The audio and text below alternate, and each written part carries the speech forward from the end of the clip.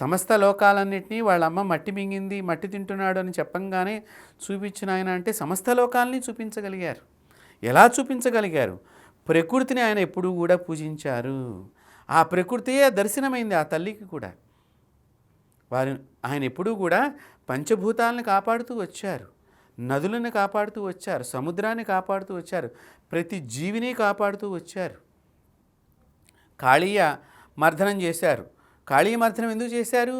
ఆ కొలను లోపల ఆ విషసర్పము ఎవరు దిగితే వారిని సంహరించడానికి ప్రయత్నం చేస్తున్నప్పుడు శ్రీకృష్ణ భగవానుల వారు తన స్నేహితులందరితో పాటు వెళ్ళి ఆ సమయంలో అక్కడ ఉండేటువంటి వారిని కాపాడటానికి ఆ కాళీయుడి పైన పట్టుకుని నువ్వు ఎందుకు ఇలా చేస్తున్నావు అని చెప్పి అతన్ని నిలదీసి, నీ శిరస్సుపై నేను నృత్యం చేస్తే నీకు ఎంత బాధ ఉంటుందో ఆ బాధ చూడు అని చెప్పి ఆ కాళీయుడికి క్షమాపణ కోరేటట్టుగా చేశారు.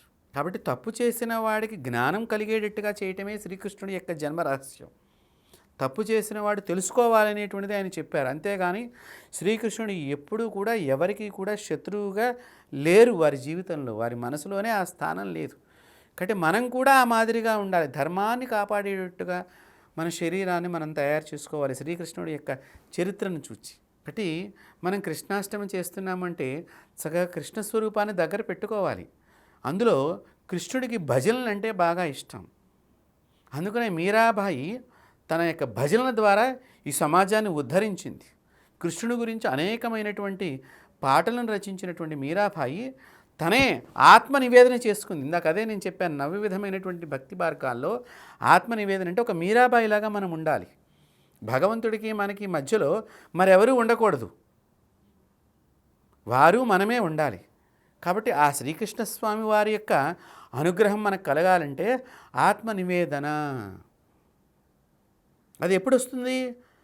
చిన్నప్పటి నుంచి మనకి శరీరానికి అలవాటు చేసుకోవాలి. మొక్కై వంగంది మానై వంగున. చిన్నప్పుడే మన శరీరాన్ని కనుక మంచి మార్గం వైపు వంచలేదనుకోండి, పెద్ద అయిన తర్వాత మంచిలోకి రావాలి అంటే మనం ఎలా కాంక్షిస్తాం దాన్ని? చిన్నప్పుడంతా వాడిని మనం వదిలేసాము, ఇప్పుడు లైన్లో రారా అంటే నేను లైన్లో రాను, నేను ఎందుకు వస్తాను అని అంటాడు. కాబట్టి చిన్నప్పటి నుంచి కూడా సత్కార్యక్రమాలు, సత్కర్మలు మనం చేయిస్తూ సద్బోధన ద్వారా వాడి యొక్క హృదయం లోపలికి మంచి విషయాలను తీసుకెళ్ళగలిగినప్పుడు ఈ సమాజం ఉద్ధరింపబడుతుంది. దానికి శ్రీకృష్ణ వారు ఎంతో జ్ఞానాన్ని మనకిచ్చారు. అదే జ్ఞాన భాండాగారం భగవద్గీత. నీ కర్మను నువ్వు చెయ్యి, ఫలితాన్ని ఆశించకు భగవద్గీతలో చెప్పారు. నీ ధర్మాన్ని నువ్వు చెయ్యి, ఫలితాన్ని ఇచ్చేవాడు చూసుకుంటాడు. వస్తుందో రాదు అని అనుమానంగా చదవకూడదు, వస్తుందో రాదు అని అనుమానంగా పూజించరాదు. కాబట్టి ఎప్పుడూ కూడా భగవంతుడు శ్రీకృష్ణ పరమాత్మ ఒకటే చేసేవాటండి. అన్నగారు పూజ చేశారు అంటే వెళ్ళి నమస్కారం చేసేవాడు. అంతేగాని అన్నగారంటే ఆయనకు అమితమైనటువంటి ప్రేమ శ్రీకృష్ణుల వారికి. అన్నాదమ్ముల అనుబంధం ఎలా ఉండాలి అంటే శ్రీకృష్ణుడు బలరాముని చూసి మనం నేర్చుకోవాలి. ఈ రోజుల్లో సమాజంలో అది తొలగిపోయింది. అన్నాదమ్ముల బంధమే తెగిపోతున్నాయి, కుటుంబ బంధాలన్నీ తెగిపోతున్నాయి. అంత కృష్ణ భగవానుల వారికి ఎన్ని ప్రమాదాలు సంభవిస్తున్నప్పటికీ కూడా ఆ తల్లులు ఎంతమంది అండి, మొత్తం అందరు తల్లులు కూడా శ్రీకృష్ణుడిని కావాలి అని చెప్పి ఆ శ్రీకృష్ణుడి గురించి జీవించారన్నట్టుగా చెప్తుంది శ్రీకృష్ణ కర్ణామృతం అంతా కూడా. మధురలో కానీ, ద్వారకలో కానీ, బృందావనంలో కానీ, ఎక్కడైనా సరే. కాబట్టి మనం ఆలోచన చేయవలసింది ఏమిటి? శ్రీకృష్ణుడికి భజనలు అంటే బాగా ఇష్టం. చిన్నపిల్లలకి భజనలు నేర్పాలి. ఎందుకు నేర్పాలి? శ్రీకృష్ణుడి జీవిత చరిత్రను చూసి భజన నేర్చుకోవాలి అందరూ కూడా. ఎందుకు నేర్చుకోవాలి శ్రీకృష్ణ భజన అంటే, భజన చేయటం ద్వారా ఈ రెండు చేతులు ఇలాగా కలుస్తూ ఉంటాయి. ఈ కలవటం ద్వారా ఈ చేతులకు ఉండేటువంటి నరాల ద్వారా ఈ గుండె దగ్గర ఉండేటువంటి నాడులన్నీ కూడా, నరాలన్నీ కూడా, రక్త ప్రసరణ జరిగేటువంటి కేంద్రాలన్నీ కూడా చక్కగా వ్యాకోచ సంకోచాలు జరిగి ఆరోగ్యకరమైనటువంటి శరీరం మనకి బాగా పెరుగుతుంది. కృష్ణుడి యొక్క చరిత్ర అది మనకి. దాన్ని విశదీకరించి మనం చూసినట్లయితే ఆ కృష్ణుడు ఎంత శక్తివంతంగా పనిచేశాడండి. చిన్నప్పుడు ఎన్ని చెట్లు ఎక్కాడు, ఎన్ని పర్వతాలు ఎట్లా తనకి శరీరంలో ఎంత బలం ఎలా వచ్చింది? ఆ ధర్మాన్ని కాపాడాలనే ఆలోచన ఒక్కటే ఆయనకి శక్తిని ప్రసాదించింది. పంచభూతాలు ఇచ్చిన ఈ శక్తినంతా కూడా శ్రీకృష్ణుడికి. ఎప్పుడు కూడా పంచభూతాలన్నీ కూడా శ్రీకృష్ణుడి యొక్క రక్షణ గురించి ఉండేటువంటివి. కాబట్టి ఇప్పుడు మనం అందరం కూడా పంచభూతాలని రకరకాలుగా పాడు చేస్తున్నాం. అందుకని మనల్ని పంచభూతాలు కాపాడలేకపోతున్నాయి. అవి కాపాడుకుందాం అనుకున్నా కూడా మనం కాపాడకుండా చేసుకుంటున్నాము. భూమిని తవ్వేస్తున్నాము, చెట్లు కొట్టేస్తున్నాము, ప్రతి జీవిని చంపేస్తున్నాము, ప్రతి జీవిని ఆహారం కింద భక్షించేస్తున్నారు అనేక మంది, అనేక రకాలుగా. ఏ జీవిని మన కంటికి కనిపిస్తే వదలకుండా చేస్తున్నాము. ఇది ఎక్కడ దౌర్భాగ్యం అండి? శ్రీకృష్ణుడు ఒక్కసారి పిల్లని గ్రోవి పట్టుకున్నాడు అంటే, ఆ యొక్క వేణునాదం వినిపించాడంటే సమస్త జీవాలన్నీ కూడా వాటి భాషలో వాటికి అర్థమయ్యేదిటండి. అది గమనించండి. గోవులకి గోభాషలో అర్థమయ్యేది, సర్పములకు సర్పభాషలో అర్థమయ్యేది, నెమలకు నెమలి భాషలో అర్థమయ్యేది, పక్షులకి కిలకిల భాషలో అర్థమయ్యేది. భక్తి ప్రవృత్తులు కలిగినటువంటి మహర్షులకి వేద జ్ఞాన స్వరరాగ సుధలాగా వినిపించేది. ఆహా, గీతామృతం బోధిస్తున్నాడు పరమాత్ముడు అనేటువంటిది యోగులకు, ఋషి పరంపర కలిగినటువంటి యోగులందరికీ కూడా జ్ఞానామృతం ఎంత దూరం ఉన్నా కూడా ఆ శ్రీకృష్ణుని ఒక్కసారి కళ్ళు మూసుకున్నట్లయితే ఎదురుగుండా బాలం ముకుందం మనసా స్మరామి, కరారవిందేన పదారవిందం ముఖారవిందేన వినివేశయంతం వటస్య పత్రస్య పుటేశ యానం బాలం ముకుందం మనసా స్మరామి. మర్యాకు మీద చిన్న పిల్లవాడు, బోసిమొలలతో ఉన్నటువంటి చిన్న పిల్లవాడు కుడికాలు బొటనవేలు నోట్లో పెట్టుకుని ఈ విశ్వం అంతా కూడా బాగుండాలి అని అమ్మవారిని ఆరాధన చేసేటువంటి ఓ బాలం ముకుందం మనసా స్మరామి, అలాంటి బాలస్వరూపం కలిగినటువంటి ముకుందుడు ఓ కృష్ణ పరమాత్మ నీకు అనేక నమస్సులు. అందువల్లనే పిల్లలు దేవుడితో సమానము. చిన్నపిల్లలు అందరూ కూడా వాళ్ళకి అందరూ బాగుండాలని కోరుకుంటారు, అందరి దగ్గరికి వెళ్ళాలనుకుంటారు, అందరూ మనవాళ్లే అని నమ్ముతారు. అందుకనే వాళ్ళు ఎక్కడికైనా ఈజీగా వెళ్ళిపోతారు. చూడండి, చిన్నపిల్లలు, పెద్దవాళ్ళు వెళ్ళలేరు. ఎందుకంటే పెద్దవాళ్ళకే వ్యాకోచము సంకోచం మధ్యలో భావాలన్నీ కూడా. వెడితే ఏమనుకుంటారో, మనం ఒకరికి నమస్కారం చెప్పము, వాడు మనకు నమస్కారం చెప్పడు. పూర్వం ప్రతి ఒక్కరు కూడా కనిపిస్తే బాగున్నారా అని పలకరిస్తూ ఉండేవారు. ఇప్పుడు వాడు పలకరించలేదు కాబట్టి మనం కూడా పలకరించవద్దు అనే భావనకు వచ్చాం. శ్రీకృష్ణుడు అది చెప్పలేదు. ప్రతి ఒక్కరిలోనూ ఆయన దాగి ఉన్నాడు. ప్రతి ఒక్కరిని ఆయన కాలంలో స్వామివారి యొక్క వారు ఉద్భవించినటువంటి రోజుల్లో చుట్టుపక్కల అందరి ఇళ్ళకి, ప్రతి ఒక్కరి ఇళ్ళకి వెళ్ళి వెన్నను దొంగలించడం కాదండి ఆయన చేసింది. వారి ఇంట్లోకి కృష్ణుడు రాకపోతే బాధపడతారని చెప్పి ఆయన వెళ్ళాడు. ఆయన నవనీత చోరుడు అని చెప్పి వచ్చేసింది. ఏదో మనం సామాజికంగా అది తీసుకుంటున్నాం, వెన్నను దొంగలించాడు అని చెప్పి. అది కాదు, వారి ప్రేమను దొంగలించాడు. ప్రేమ ఎలా ఉన్నది? వెన్నలాగా తెల్లనిది. వారి ప్రేమను దొంగలించి ఆ రోజు కృష్ణుడు వారింటికి వచ్చి ఏమీ స్వీకరించకపోతే ఆ గోకులంలో వాళ్ళందరూ బాధపడేటువంటి వారట. అలాంటి ప్రేమను పొంది ఉన్నటువంటి భగవంతుడు. మీరు కూడా ఈ సమాజంలో అంతటి ప్రేమను సంపాదించండి అని చెప్పేటువంటిదే శ్రీకృష్ణ కథామృతం. కాబట్టి అది తెలుసుకోవాలి. ఎప్పుడైతే ప్రేమ ఉద్భవించిందో ఇద్దరి మధ్య, ఆ ప్రేమ వలన పగ నశిస్తుంది. ఎప్పుడైతే పగ నశించిందో బంధము గట్టిపడుతుంది. ఎప్పుడైతే బంధము గట్టిపడినదో ఆపత్తుల్ని ఇద్దరు కూడా ఎదుర్కొనగలుగుతారు. ఆపదలను ఎప్పుడైతే ఇద్దరు ఎదుర్కొనగలిగారో ఆనందం ఉద్భవిస్తుంది. ఎప్పుడైతే ఆనందం ఉన్నదో అదే భగవత్తత్వము. ఆనందం కలగటమే భగవంతుడికి ఇష్టం. ఆ ఆనందాన్ని ప్రసాదించేటువంటి పరమాత్ముడు ఎవరైనా ఉన్నారంటే ఆ కృష్ణ భగవానుల వారే. కాబట్టి ఆనందం ఆయన దగ్గర అంత తాండవించేది. అందుకని తాండవ కృష్ణ ఆయన పేరు. కాబట్టి అలాంటి ఆనందాన్ని కలిగించేటువంటి కృష్ణుడిని గనక మనం కృష్ణాష్టమి రోజున మన చిన్నపిల్లలకు గనక ఇలాంటివి చెప్పాలండి.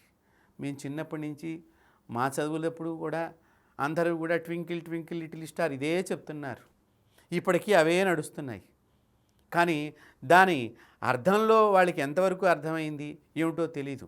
అంటే నేను పరభాషని, పరవిద్యని ఇక్కడ నేను విమర్శించ చేయటం లేదు.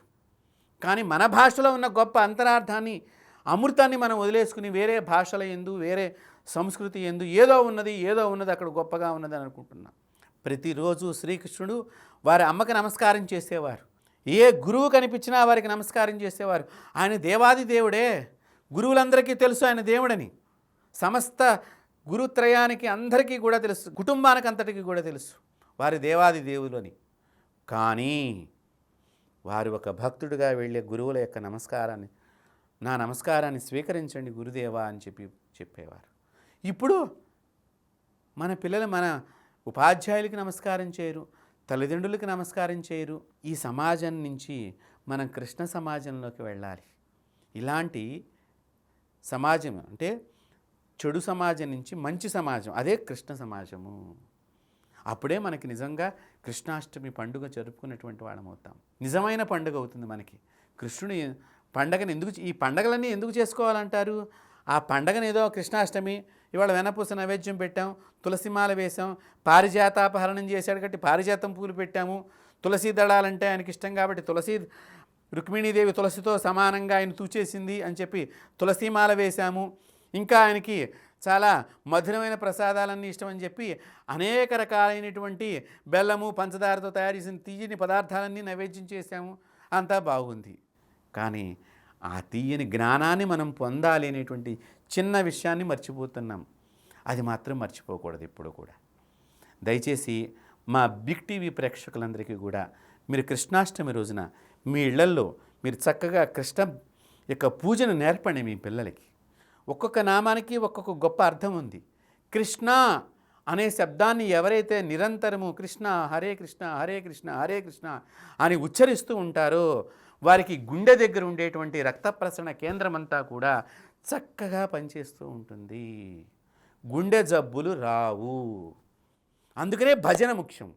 ఈ సౌండ్ ఇలా భజన చేయటం మూలకంగా ఇక్కడ ఉండేటువంటి రక్త నాడులన్నీ కూడా గుండె దాకా వెడతాయి. ఈ గుండె దాకా వెళ్ళిన నరాల్లో రక్తం ఎక్కడా కూడా ఆగిపోకుండా ఇలా కొట్టడం మూలకంగా మీరు బాగా చూడండి. ఎక్కడైనా మన గొట్టంలో జామ్ అయితే మనం ఇలా ఈ పక్క నుంచి ఉఫ్ఫు ఉఫ్ఫు అని ఊతూ ఉంటారు, అక్కడ ఏమైనా అడ్డు పోవాలి అని చెప్పి. అలాగే ఈ భజన చేయటం మూలకంగా ఈ రక్త ప్రసరణ ఇలా కొట్టడం మూలకంగా ఈ నరాలలో ఇక్కడి నుంచి ప్రెజర్ వెళ్ళి అక్కడ ఉండేటువంటి బ్లాక్స్ అన్నింటినీ కూడా పోగొడుతుంది. ఏదైతే అడ్డుకున్నదో ఆ ధమనులు సిరలు ఏవైతే ఎక్కడైతే సమస్య ఉన్నదో అక్కడంతా కూడా పోతుంది. అందుకని కృష్ణ స్మరణం చేసినటువంటి వారికి గుండె జబ్బులు రావు, భజన చేసినటువంటి వారికి గుండె జబ్బులు రావు. మన పూర్వీకులు మన వేదాంత ఋషులు అందరూ కూడా దర్శనం చేసి చెప్పారు. నవవిధమైనటువంటి భక్తి మార్గాల్లో భజన ఒక భక్తి మార్గం. దాన్ని మీరాబాయి బాగా ప్రపంచంలో విశ్వవ్యాప్తం చేసింది. ఆ మహాతల్లికి అనేక నమస్కారాలు తెలియజేసుకుంటున్నాను. బిగ్ టీవీ ప్రేక్షకులందరూ కూడా ఈ విషయాన్ని గమనించాలి. చిన్నప్పుడు ఆ మీరాబాయి ఒక పెళ్లి బృందాన్ని చూసి అమ్మా ఎవరు అని అడిగిందిటండి. అంటే వాళ్ళిద్దరికీ పెళ్ళయింది, అతను ఆమెకు భర్త. మరి నా భర్త ఏడి? ఆ చిన్నపిల్లకి ఆ తల్లి ఏమని చెప్పాలి? ఎప్పుడో పెళ్ళైన తర్వాత వచ్చే భర్త, ఎప్పుడో 20 సంవత్సరాల తర్వాత వచ్చేటువంటి భర్త ఎక్కడ ఉన్నాడని ఆ తల్లి చూపించగలుగుతుంది. అందుకనే భగవంతుడినే భర్తగా చూపించింది. అందువల్లనే నేటికి కూడా మన హిందూ సనాతన ధర్మ సంప్రదాయంలో భర్తని భగవంతుడిగా గౌరవించే సంప్రదాయం ఉన్నది. అందుకని తప్పనిసరిగా స్త్రీలందరూ పెళ్ళైనటువంటి వారందరూ కూడా తన భర్త యొక్క పాదాలకు నమస్కారం చెయ్యాలి. మీకు కావలసినవన్నిటిని సమకూర్చేటువంటి వాడని అర్థం, మీకు కావలసిన ఆనందాన్ని ప్రసాదించేటువంటి వాడని అర్థం, మీకు కావలసినటువంటి సుఖాన్ని ఇచ్చేటువంటి వాడని అర్థం. అంతేగాని కొట్లాడేవాడిని కాదు ఇక్కడ అర్థం. శ్రీకృష్ణుని ఎలాగైతే చూడండి, రుక్మిణీదేవి దగ్గర ఎప్పుడు శ్రీకృష్ణుడు చేతులు కట్టుకుని నిలబడేవాటండి రుక్మిణీమాత దగ్గర. అంటే ఆమె అంతగా భర్తను ఆరాధన చేసింది. తన భర్త అంటే పరమ పూజనీయుడు, ఈ ప్రపంచంలో ఎవరూ కూడా కాదు, నా భర్తే నాకు పూజనీయుడు అనేటట్టుగా. అందుకనే ఆయన చిన్న పత్రానికి తులసి దళానికి ఆయన లొంగిపోయాడండి. ఆవిడ తీసుకొచ్చి భక్తిగా నమస్కారం చేసుకుని ఆ 3 సార్లు తన భర్త చుట్టూ ప్రదక్షిణ చేసి ఆ తక్కెడలో వెయ్యంగానే వెంటనే ఆయన పైకి వచ్చేసాడు. అంటే తులసీ దళంతో, అంటే చిన్న దళంతోనే ఆమె తన భర్తని తన వైపుకి తెచ్చుకోగలిగినది. కాబట్టి అక్కడ ఏమిటా మనం తెలుసుకోవాల్సింది? భర్తను గనక గౌరవించినట్లయితే ఆ భర్త అమితానందం అయిపోయి ఆనందం కలిగిన వాడు గాల్లో తేలుతూ ఉంటాడు. ఏమిట్రా మనం గాల్లో తేలుతున్నావు, నువ్వు బాగా అంటే నాకు బాగా ఆనందంగా ఉందిరా అంటూ ఉంటారు చాలామంది. ఎప్పుడైతే ఆ తక్కెట్లు ఈయన ఆనందం పొందాడో ఆ రుక్మిణి చేసిన పనికి వెంటనే రుక్మిణి బరువు ఎక్కువైపోయింది. అది పరమరహస్యం ఇక్కడ. కాబట్టి వేదాంత కథలన్నీ కూడా, వేదాంతానికి సంబంధించిన అర్థాలన్నీ కూడా మనకు అర్థమయ్యే భాషలో లభ్యము కాని పదాలన్నీ కూడా దాని లోపల అంతర్లీనంగా ఉంటాయి, గొప్ప అర్థాలు ఉంటాయి. కావున బిగ్ టీవీ ప్రేక్షకులందరికీ కూడా మీకు మరొకసారి మనం శ్రీకృష్ణ కర్ణామృతం గురించి తెలుసుకునే ప్రయత్నం చేద్దాం. అంతవరకు శుభం భూయాత్. నమస్కారం. For more videos like this, subscribe Big TV channel.